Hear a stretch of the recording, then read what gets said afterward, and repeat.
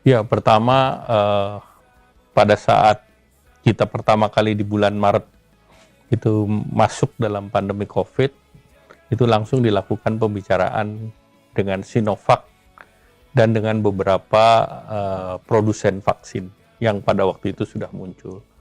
Dan khusus untuk Sinovac, pembicaraannya cukup intens, sehingga pada waktu itu disampaikan bahwa kita akan ikut di dalam clinical trial yang ketiga. Nah, oleh karena itu fase clinical trial ketiga dimulai di Bandung. Nah, sebagai konsekuensi dari itu, kita sudah melakukan komitmen untuk pembelian. Nah, tentu karena pembelian ini adalah banyak negara yang meminta. Nah, Indonesia satu dari 5 negara yang juga mendapatkan kesempatan untuk clinical trial yang fase ketiga, dan juga sekaligus diberi kesempatan untuk mendapatkan akses yang pertama. Akses yang pertama itu pengirimannya sesuai dengan jadwal yang kemarin kita terima, 1,2 juta di bulan Desember, dan di tahun depan ada 1,8 juta dalam bentuk vaksin jadi. Nah, jadi seperti kalau di otomotif ada dalam bentuk barang jadi, ada bentuk komponen. Sehingga ini diperlukan untuk Bio Farma mempelajari bagaimana mendapatkan memproduksi vaksin. Dan kemudian yang kedua tentu pelajaran juga agar kita siap ke depannya menggunakan fasilitas yang di Bio Farma. 1,2 langsung bisa digunakan karena itu sudah dalam bentuk suntikan. Nah, sesudah itu kita mendapatkan 15 juta di bulan Desember dalam bentuk bahan baku.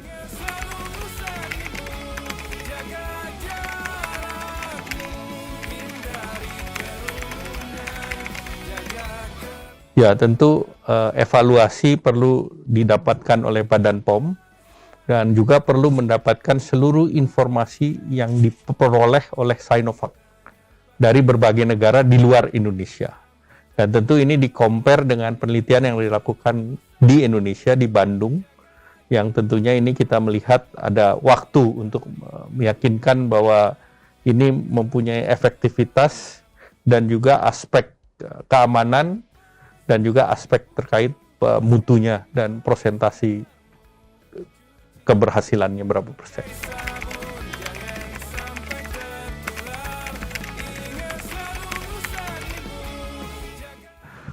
Pertama, kemarin Bapak Presiden sudah menyampaikan bahwa yang pertama kepada mereka yang di first line, frontliner.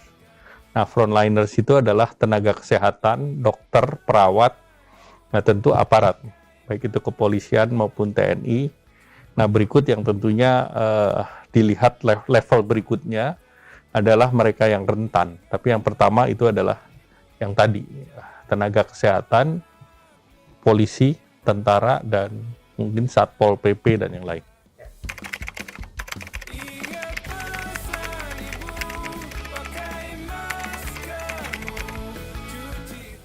Jadi pemerintah sudah menyiapkan mereka yang BPJS, yang di vaksin untuk yang digratiskan, itu yang kita sebut sebagai vaksin program.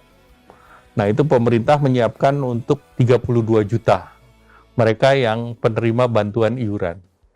Nah, apa dari data yang ada di sana adalah mereka yang dikeluarkan komorbidnya dan juga usianya antara 19 sampai dengan 59.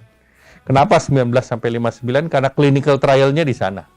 Tidak berarti yang di luar range itu tidak bisa, tetapi karena clinical trial-nya di sana. Nanti tinggal stage berikutnya seperti apa. Nah, pemerintah juga mempersiapkan yang sifatnya mandiri. Nah, sifat mandiri ini bisa kepada sektoral, misalnya sektor industri padat karya, di mana itu korporat yang memberikan beli gitu. Nah, itu bisa juga berdasarkan industri itu, kita cek dari BPJS Tenaga Kerja di sektor pariwisata, di mana korporasi juga yang bisa untuk melakukan pembelian untuk karyawannya. Nah, itu yang untuk mandiri ini disiapkan sebanyak 75 juta. 70. Nah, ini setelah yang vaksin program di awal. Nah, tahapan berikut yang mandiri. Dan untuk itu pemerintah kan sudah bicara bukan hanya dengan Sinovac, tetapi juga dengan Covax dan Gavi. Kemudian juga pemerintah berbicara dengan Pfizer, AstraZeneca, Novavax, dan juga pemerintah punya yang namanya vaksin merah putih. Jadi dengan demikian pemerintah mencari multi source daripada vaksin itu sendiri, tetapi delivery-nya sudah pemerintah siapkan. Semua harus sabar dan ada tahapan prioritas-prioritas. Karena itu prioritas kita mengikuti standar yang diberikan oleh WHO dan juga melalui ITAGI. Jadi mereka yang expert di bidang itu.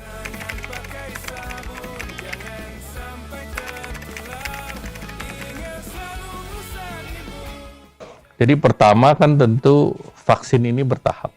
Dan tentu kalau teorinya kan ada yang namanya herd immunity. Nah tetapi kuncinya tetap vaksin ini bukan sesuatu yang sifatnya instan. Tetapi ini adalah yang berjangka waktu. 2020, di awal nanti 2021, sampai dengan 2022. Nah tentu dalam pentahapan itu tetap kita harus menggunakan yang 3T, testing, tracing, dan treatment. Nah, yang berikut adalah tetap 3M, menjaga jarak, memakai masker, dan mencuci tangan. Ya, itu norma itu tetap harus dijalankan karena vaksin itu akan berjalan secara bertahap.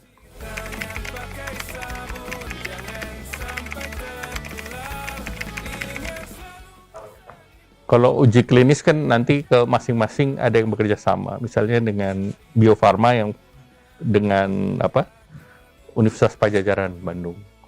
Kemudian nanti ada Universitas Gadjah Mada juga akan melakukan clinical trial dengan kerjasama dengan salah satunya dengan Taiwan misalnya, dengan Adimun. Kemudian nanti di Universitas Indonesia dengan yang lain, ada sebuah perusahaan Amerika yang juga sudah menyiapkan. Nah, masyarakat yang ingin berpartisipasi dalam clinical trial ya tentu bicara dengan universitas-universitas yang menyelenggarakan clinical trial karena biasanya itu dilakukan oleh fakultas kedokteran di masing-masing universitas tersebut. Kuncinya tentu semuanya dikoordinasi oleh Kementerian Kesehatan dan Badan POM karena untuk uji klinis itu perlu persetujuan dari Badan POM.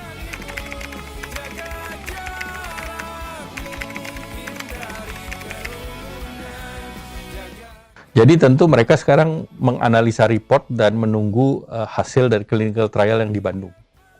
Nah, fase 3 clinical trial diharapkan pertengahan bulan Desember ini selesai datanya, sehingga mereka butuh 1-2 minggu untuk menganalisa data, meng-cross-check dengan data-data di negara lain.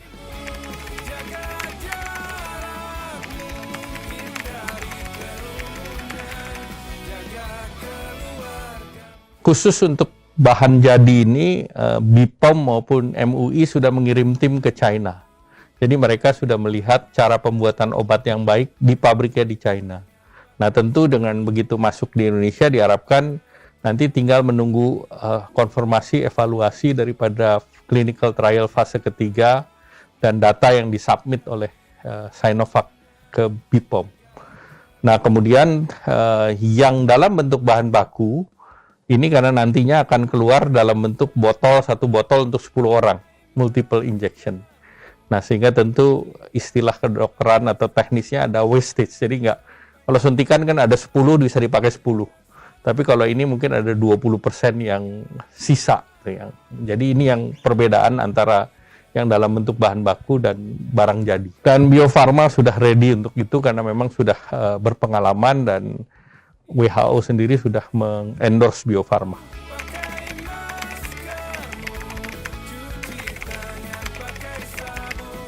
Pertama yang kita persiapkan ini kan untuk 32 juta plus 75.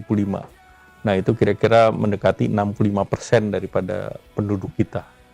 Nah tentu nanti kita akan dorong lebih luas lagi sesuai dengan tahapan. Karena ini semua kan bertahap. Kita melihat efektivitasnya, kita melihat juga prosentasi keberhasilan, dan ini sambil kita lihat emergency use ini aplikasinya, sambil berjalan tentu kita mempunyai pengalaman untuk melakukan vaksinasi secara lebih massal lagi. Jadi semua ini kan dalam bentuk paralel. Jadi dari vaksin itu sendiri paralel, kemudian pengobatan, treatment juga paralel, dan dengan data yang ada, sekarang tingkat keberhasilan kita kan sudah lebih dari 82%. Kemudian walaupun tingkat mortality-nya masih tinggi, tetapi itu yang terus ditekan, dan dalam pengalaman 9 bulan ini kelihatannya knowledge sharing-nya sudah mulai banyak.